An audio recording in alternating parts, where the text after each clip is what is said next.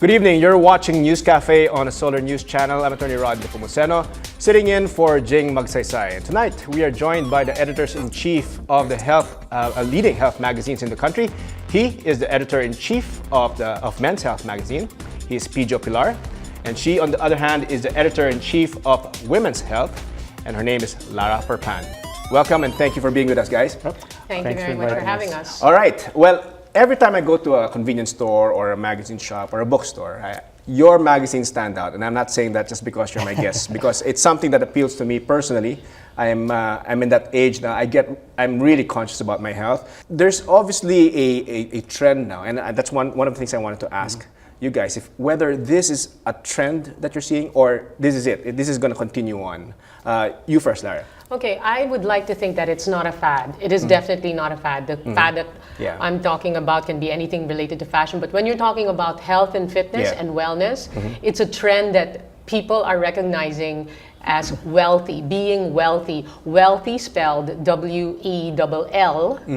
Well. Health is wealth. And we believe that as people get older, and even the younger generation of Pinoys are finding out that it really helps to start investing in your health, whether it's by exercising regularly, going for a game of basketball, or watching what you eat even at a certain age, even in your 20s, all the way until your 50s. So it's definitely something that's continuing. It's not a fad. Now, you mentioned something very interesting there about age, because I'd like to think that the people my age, getting there, kind of in the middle of the range. We're probably more interested in health stuff. But you said that the younger people are also getting into it. Pijo, what is the demographic of your market? Do you see a lot of young people also? I think reading your magazine? like people our age, like you and me, like we're 25 years old. Oh, there you go. We have to. I wanted it to come from you, actually. Right. Yeah, I mean, I just graduated from college recently. But our demographic for Men's Health is normally in a couple years ago was like 30 years old up, young executives. But now we're finding that a lot of the college guys, a lot of the college girls, I guess they're really into health. I mean, I visited some schools recently, and everybody looks pretty buff. I mean, everybody's been religiously going to the gym. There are so many races out there. Lara's right. It's not a trend. It's not just a fad. I think it's like a phase of. It's a phase of, I guess, our lifestyle evolution. Is that we're realizing that there's a better way to do things. There's a better way. Fat is out. That's the way it is. So now, how much is it about fitness, and how much of it is about vanity? Lara, your thoughts on that? I mean, of course, people want us to look good, but what not a lot of people know is that for you to look good, you have to stay fit. Some of them want to take the shortcut and not be fit, but just be sexy.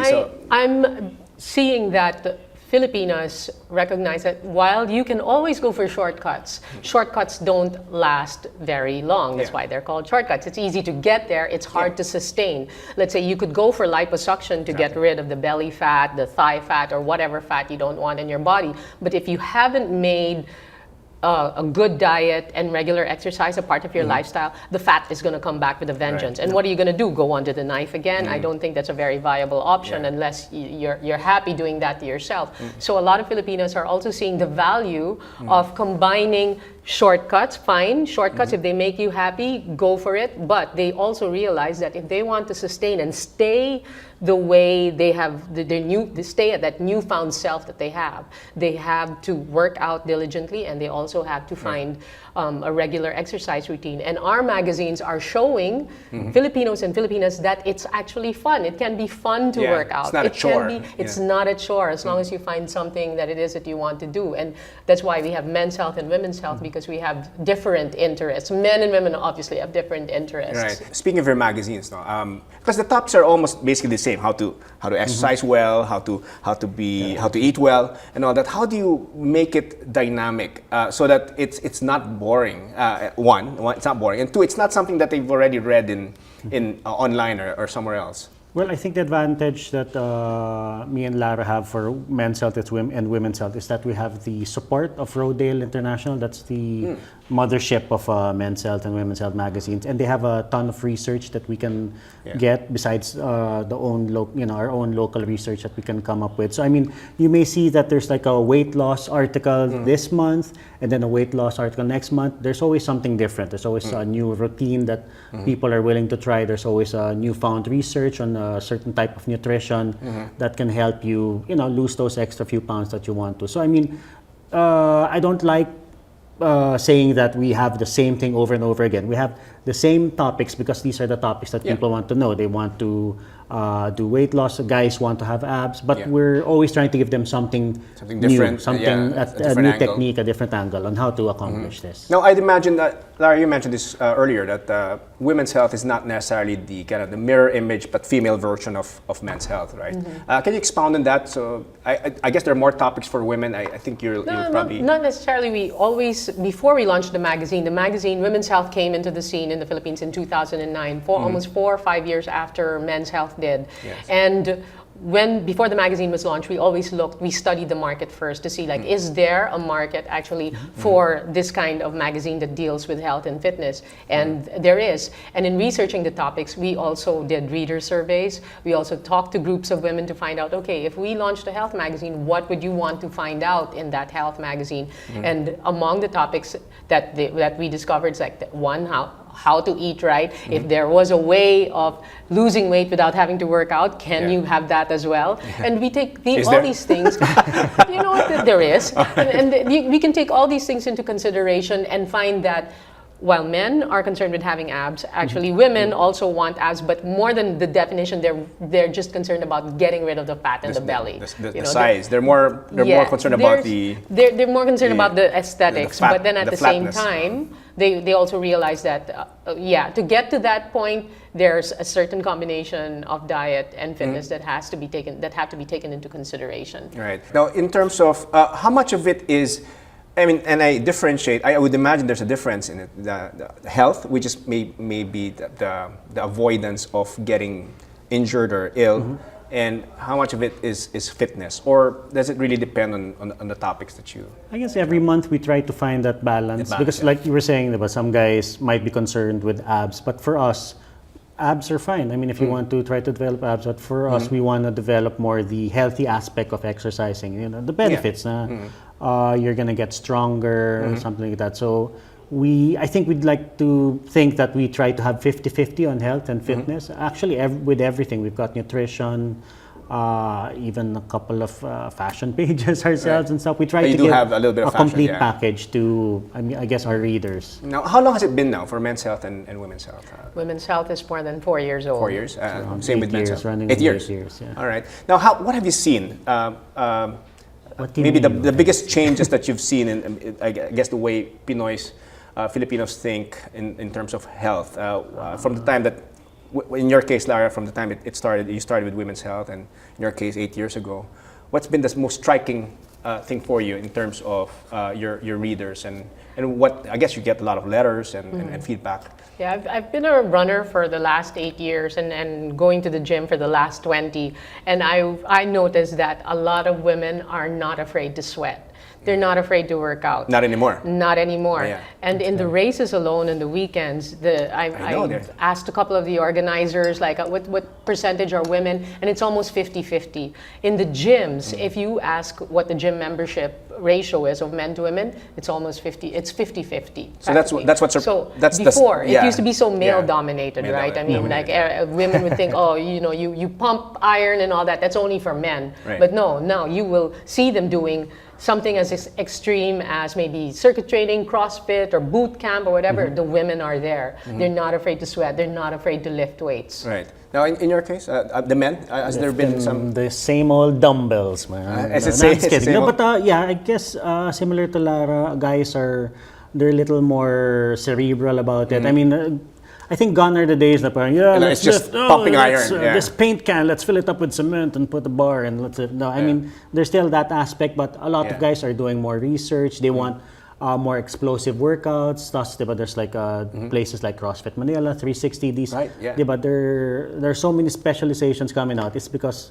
the average health buff, they're demanding these new things. Diba? It's not enough for them to go running or go to the gym. They want to try different things. So I think that's what I've been noticing is that they're more open now to all these new types and techniques of working out. Yeah, I'd like to pause on that. The fact that your market is now getting open to new things, and when we come back, I'd like to talk about the new thing being e-magazines. All right, I'd like to discuss that and how it affects your magazines. All right, let's take a short break. News Cafe will return after these reminders. Don't go away.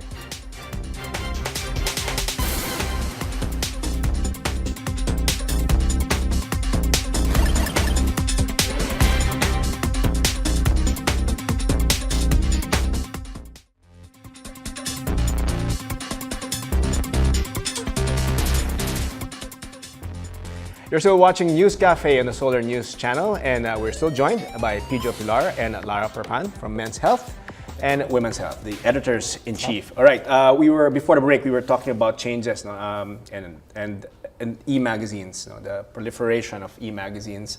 People have tablets now, and they can download magazines. I certainly download some magazines, and my first question is, do you have an e-version of your magazines? Yep. Yes, we do. Oh, good. All right. So in that case, this is not a threat, right? The electronic magazines are not a threat. You've complemented your magazine with an electronic version. Yes, it's not a threat. We launched the Zinio and the Apple newsstand version of Women's Health and Men's Health, I think more than a year ago. And the sales, of course, are not as robust as print. Like a lot of Filipinos, of course, don't have tablets and smartphones yet, but smartphones are starting to pick up.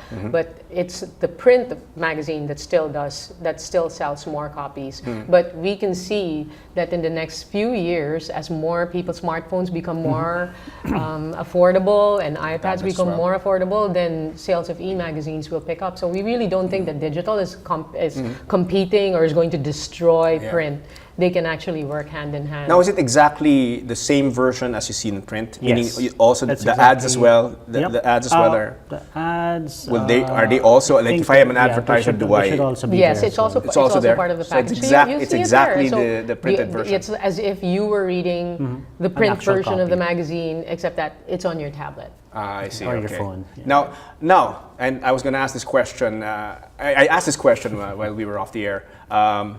Being editors-in-chief of your respective magazines, and we know it when it comes to fashion magazines, the editors-in-chief are normally also, they have to be fashionable. They can't go out in, really lousy clothes, and they can't be unfashionable. In your case, obviously, whenever you give your card, you're the editor-in-chief of Men's Health, you're the editor-in-chief of Women's Health. How much pressure is it to be representing your brand, meaning to be fit and healthy? I'll let Lara answer that question first. I really don't find any pressure with it because it's a magazine. The magazine Women's Health really resonates with me. Yeah. Like I mentioned, I've been going to the gym for the last 20 years. Do the math.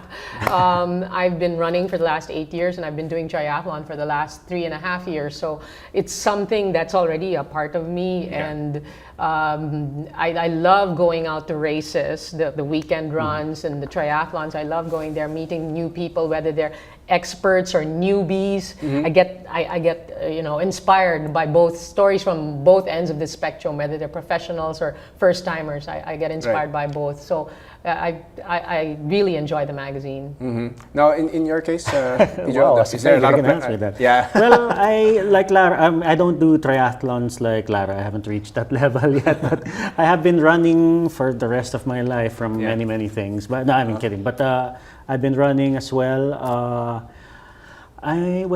People have been asking if I have six-pack abs. I'm not quite there yet, so I can't actually take my shirt off in public. See, that's why people can relate to you. Readers can relate to you because you're representing them. You should be hanging out with Lara more often.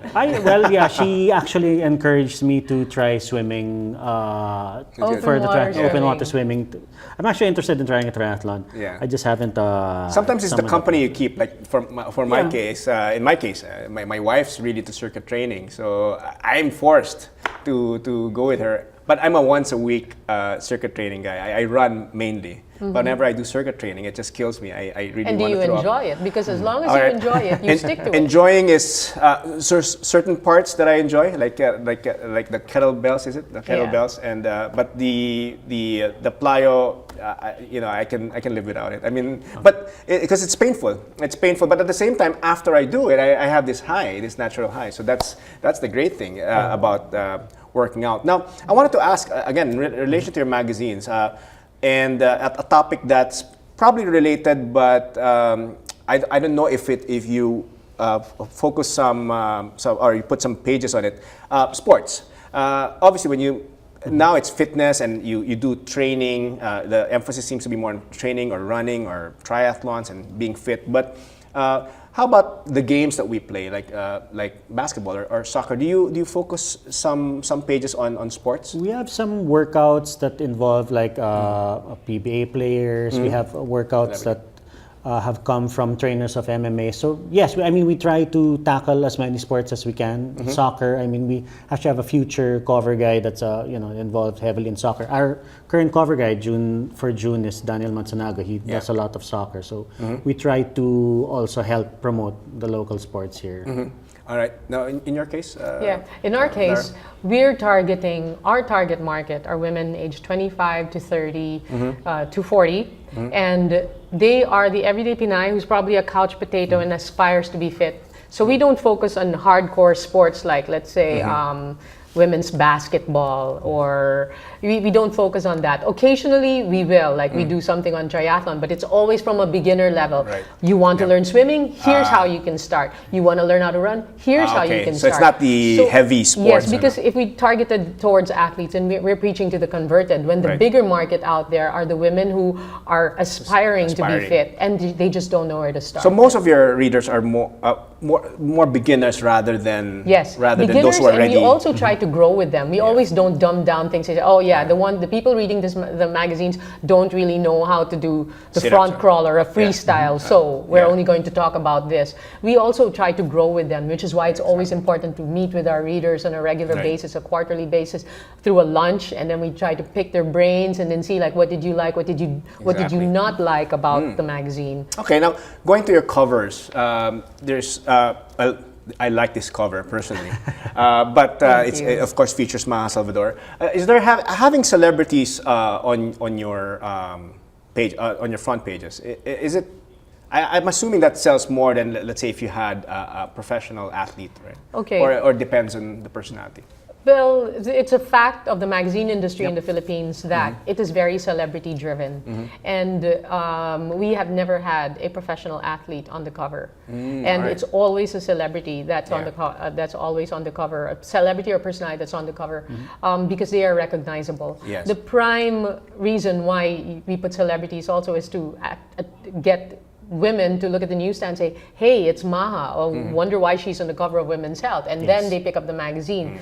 And she talks about her regimen. And she talks about her regimen. And the great thing is that these celebrities, despite their being busy, I know a bunch of them who actually make time to run or to work out or to eat properly just so that they can stay fit, and they can be role models as well in that sense, in the sense of proper nutrition and regular exercise. They can be role models for women who are looking to get fit. They look at the cover and they say like, hey, if she has time to work out for at least 30 minutes and I'm not even that busy, or I have a 9-to-5 job, then why can't I do it? So they can be inspirations as well. Okay. Now, cheeky question here. How much of it is it a conscious effort to sell a sexy picture in your magazine? How much of that? How much of, I guess, sex influences or sexiness? Let's not say sex, but sexiness influences your magazine cover. Well, because for us, we actually get a lot of